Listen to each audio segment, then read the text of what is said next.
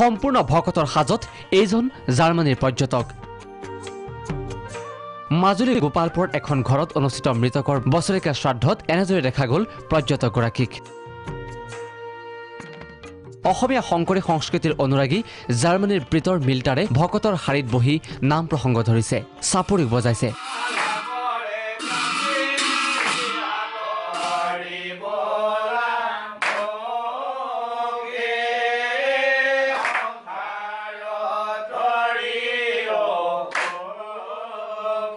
কেৱল সেয়াই নহয় ব্ৰিটৰ মিল্টাৰ নামৰ পৰ্যটকজনে নিজৰ মৃত পিতৃ মাতৃৰ আত্মাৰ শান্তি বিচাৰি আঁঠু লৈছে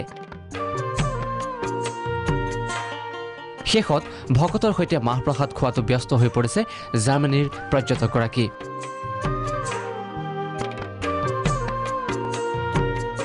Actually, it's very peaceful, friendly, and helpful.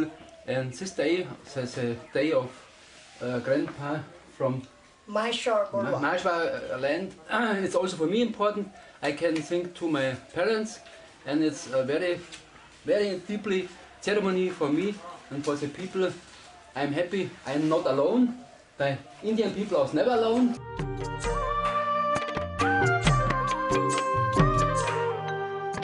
অসমীয়া সংস্কৃতিৰ প্ৰেমত পৰা প্ৰীতৰ মিলাৰ যোৱা 4 দিন ধৰি মাজুলীৰ মহেশ্বৰ লেণ্ড নামৰ আলহী ঘৰটোত আছে মহেশ্বৰ লেণ্ডৰ স্বত্বাধিকাৰী তথা নাতি জাহ্নু বৰুৱাই আয়োজন কৰা ককাক মহেশ্বৰ বৰুৱাৰ বছৰেকীয়া শ্ৰাদ্ধত ভকতৰ সাজত অংশ লৈছে জাৰ্মানীৰ পৰ্যটকজনে পেছাত অধ্যাপক জাৰ্মানীৰ এজন পৰ্যটক অৱসৰৰ পাছত বিনোদনৰ উদ্দেশ্যে মাজুলীলৈ আহিছে মিলাৰ আৰু 10 দিন থাকি যোৱাৰ ইচ্ছা পৰ্যটকগৰাকীৰ মাজুলীৰ কৃষ্টি সংস্কৃতিৰ সৈতে মিলি পৰিছে মিলাৰ